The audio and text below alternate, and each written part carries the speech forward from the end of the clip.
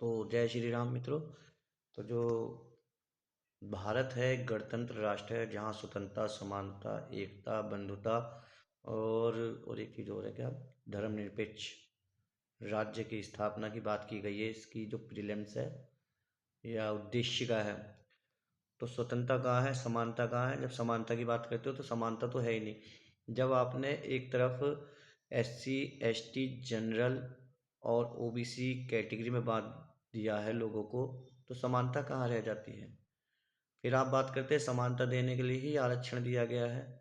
तो समानता देने के लिए आरक्षण किस आधार पर दे दिया आपने? समानता आज तक मिली नहीं है, और जिनों की समानता जब आ गई है, जिनको आरक्षण लेकर, उनको फिर आरक्षण क्यों दिया जा रहा है? आरक्षण उन लोगों को दीजिए जो उस लेवल तक नहीं आए हैं, पहली बात। दूसरी बात, आर्थिक स्वतंत्रता की बात करते हैं, न्याय की बात करते हैं। न्याय पाने में किसी मुकदमे को किसी बच्चे के परदादा डालते हैं, और जो उसका रिजल्ट आता है उस परदादा के पड़पोते को उस चीज़ का रिजल्ट आता है। ये हमारे भारत देश की न्याय व्यवस्था है। और जो सिविल मुकदमे हैं उनकी तो हालत पूछो ही मत। अब बात करते हैं कि न्यायतंत्र की। अगर किसी दबंग आदमी ने सरकारी चक्रोड पर भी कब्जा कर लिया, जिसको मैं भुगत रहा हूँ, बता रहा हूँ सही, उसको छुड़वाने में तुम्हें कम से कम 1 साल लग जाएगा। अब सरकार बात करती है, जो यूपी गवर्नमेंट है इस वक्त, कि कोई भी सरकारी जगह पे कब्जा नहीं करेगा। तो भाई सरकारी जगह पे कब्जा कर रखा है, भाई मेरे खेत पर कब्जा कर रखा है जो चक्रोड जारी, ठीक है ना? तो यहाँ पे इनकी जो बात है बिल्कुल ख़त्म हो जाती है भाई, कट जाती है। कुछ नहीं हो रहा, सिर्फ सरकार गरीबों को ही दबाने पर लगी हुई है। गरीब दबता रहा है और दबता रहेगा, यो सच्चाई है, चाहे कोई भी सरकार आ जाओ, पहली बात। दूसरी बात, अगर हम बीजेपी की बात करें, स्वतंत्रता समानता की बात कर रहे थे, अब सरकार पे आ जाते हैं क्योंकि इस वक्त सरकार बीजेपी की है। बात करती है ये धर्म की। तो धर्म के नाम पे अगर सपा मुसलमानों का हित की बात करती है तो वो मुसलमान मरवाती है सबसे ज़्यादा। हिंदू मुस्लिम वो भी करवाती है। ये भी हिंदुओं को डरा कर काम करती है, वो मुसलमानों को डरा कर काम करते हैं। सपा और बीजेपी दोनों एक जैसी हैं भाई, दोनों डरा कर काम करती हैं। बीजेपी हिंदुओं को डराती है, सपा मुसलमानों को डराती है। तीसरी बात, नरेंद्र मोदी जी की बात करते हैं, इन्होंने तो सवर्णों की ही ऐसी की तैसी मार दी, ठीक है? ये सवर्ण बिल्कुल सवर्ण विरोधी है। अब आप कहेंगे तो मैं SC का चाहता हूँ, OBC चाहता हूँ, हिंदू राष्ट्र चाहता हूँ, या क्या चाहता हूँ? भाई मैं चाहता हूँ कि जो भारत है ना, यहाँ गणतंत्र नहीं है, यहाँ लोग बाग शासन करते हैं, साधारण लोगों को मूर्ख बनाते हैं, साधारण लोग मूर्ख बनते हैं। और समानता है ना, स्वतंत्रता ना एकता है। एकता की भी बात कर लें तो भाई एकता कहाँ है यहाँ, है ना? एकता भी नहीं है यहाँ पर। तो एकता, पहले तो जाति जाति आपस में लड़ती हैं, फिर धर्म धर्म लड़ते हैं आपस में, जाति धर्म के बाद फिर स्टेट्स आपस में लड़ते हैं। स्टेट वर्सेज स्टेट होता है कि ये मैं इस स्टेट का हूँ और तुम उस स्टेट के हो। जैसा ये वाला जो चल रहा है, महाराष्ट्र वर्सेज उत्तर प्रदेश वर्सेज बिहार, मतलब आपस में ये भी चल रहा है। सॉरी। तो ये सब चीज़ें हैं। तो यहाँ पर तो सामाजिक एकता भी नहीं है, हर चीज़ संविधान की लिखी हुई फेल हो जाती है। अगर बाबा साहब की ही बात करें, अब आ जाते हैं बाबा साहब पे। उन्होंने बात की थी आर्थिक आर्थिक आरक्षण और समानता की। तो तुमने आरक्षण को दिया था उन्होंने 10 साल के लिए, 10 साल, आज इतने साल हो गए अभी तक वो, मतलब उनका लेवल हाई हुआ ही नहीं है। तो फिर कब होगा हाई, है ना?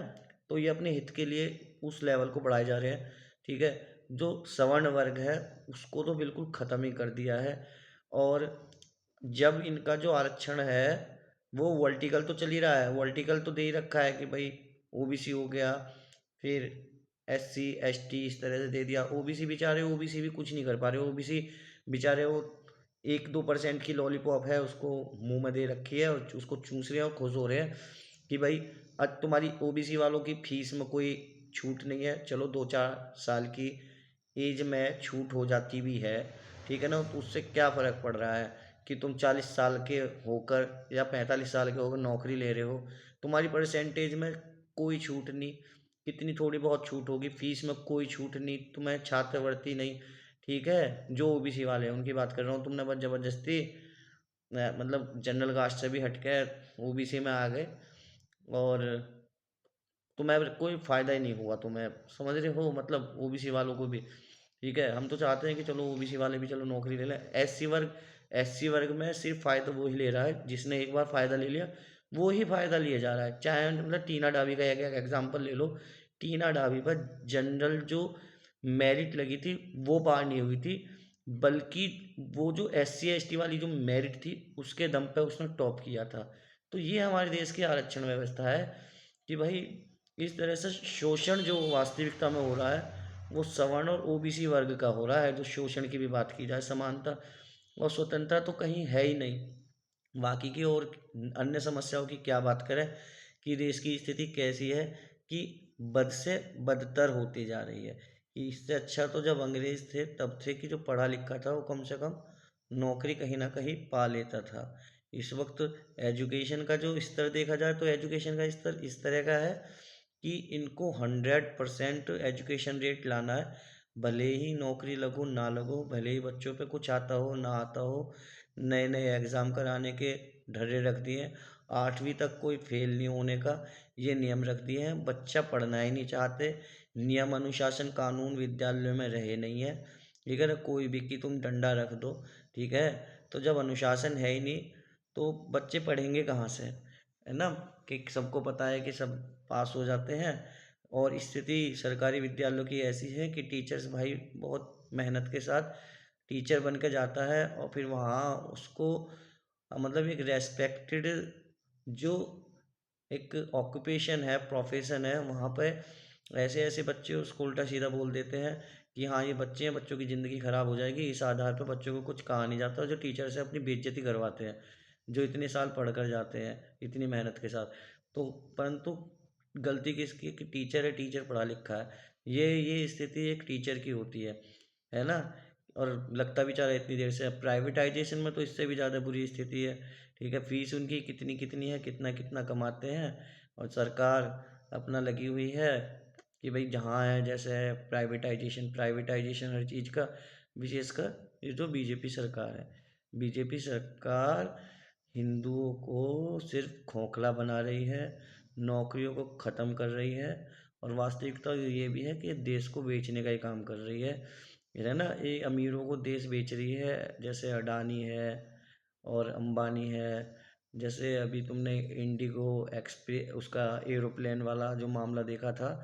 और अभी सबसे अच्छा मामला मैं बताता हूँ तुम्हें एक और एग्जांपल, यूनिवर्सिटी का जो सीसीएस यूनिवर्सिटी में है, मार्कशीट छपने के लिए दे दी इन्होंने, जो जितना भी मतलब काम है ना, जो डॉक्यूमेंटेशन का इन्होंने प्राइवेटाइजेशन कर दिया है, पहले सरकारी काम होते थे ये सभी मतलब यूनिवर्सिटी में हो जाते थे, तो उन्होंने मार्कशीट और जो सर्टिफिकेट्स हैं वो रोक लिए, वो प्रोवाइड ही नहीं करवा रहे कि हमारा पहले बकाया दो तब हम सर्टिफिकेट और मार्कशीट तब देंगे। तो ये रिजल्ट हैं प्राइवेटाइजेशन के। अब ये देख लो ये सरकार कर क्या रही है, हर चीज़ में प्राइवेटाइजेशन, बिजली है, बिजली सेक्टर को प्राइवेट में डाल दिया है, प्राइवेट से फ़ायदा, प्राइवेट से फ़ायदा नहीं बल्कि ये पैसा देने से बचना चाह रहे हैं, शोषण करवाना चाहते हैं लोगों का। अरे इससे अच्छा तो तुम्हें अगर लाना ही है तो कम्युनिज्म ले आओ, वो ज़्यादा अच्छा है, जो जैसे कम्युनिस्ट देश हैं, जैसे चीन है, जैसे रूस है, तो तुम्हारा थोड़ा सा भला भी हो जाए, या तो पूरी तरह से कम्युनिस्ट ही बन जाओ, क्यों प्राइवेटाइजेशन प्राइवेटाइजेशन कर रहे हो, है ना, देश को अगर बेचना ही है तो ऐसे ही बेच दो, इसके टुकड़े करवा दो आप लोग। बस आज के लिए इतनी वीडियो, बाकी का फिर डालते हैं, और आप जो है वीडियो पूरी सुना करो।